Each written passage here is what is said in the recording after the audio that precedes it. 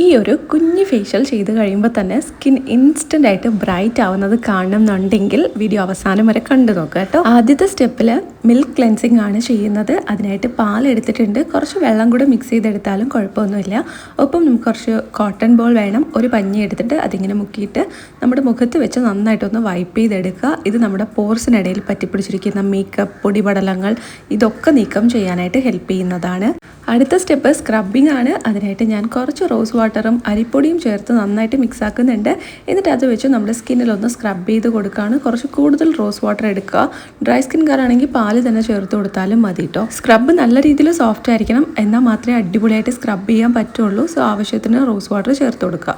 അടുത്തതായിട്ട് pack prepare ചെയ്യാം.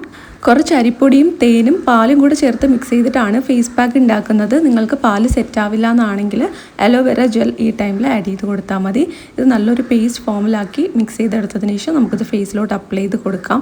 ഈ 3 സ്റ്റെപ്പും നിങ്ങൾ ആഴ്ചയിൽ ഒരു ദിവസം വെച്ച് ചെയ്ത് കൊടുത്താൽ മതി. പാക്ക് മാത്രമായിട്ട് വേണമെങ്കിൽ അതല്ലാത്ത ദിവസങ്ങളിൽ 2-3 ദിവസം ഒരാഴ്ചയിൽ യൂസ് ആക്കാം. ഒരുപാട് സൺ ടാൻ ഉള്ളവരും ഡ്രൈ സ്കിൻ ഉള്ളവരും ആണെങ്കിൽ നിങ്ങൾക്ക് പാലിന് പകരം തൈരും ചേർത്ത് മിക്സ് ആക്കാവുന്നതാണ്. അടിപൊളി റിസൾട്ട് കിട്ടും. സൂപ്പറായിട്ട് സ്കിൻ ബ്രൈറ്റ് ആവുന്നത് ഫസ്റ്റ് യൂസിൽ തന്നെ നിങ്ങൾക്ക് കാണാൻ പറ്റും.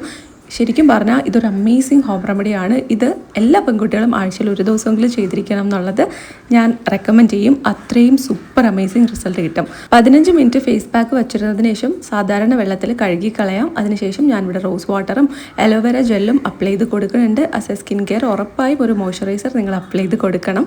അത് മാത്രമെങ്കിലും ബെയർ മിനിമം ചെയ്യണം. അതല്ലെങ്കിൽ നമ്മൾ ഇഷ്ടമുള്ള നമുക്ക് ചെയ്യുന്ന ഡെയിലി യൂസ് ആക്കുന്ന ഏതൊരു സ്കിൻ കെയറും അതിനുശേഷം ചെയ്യാം.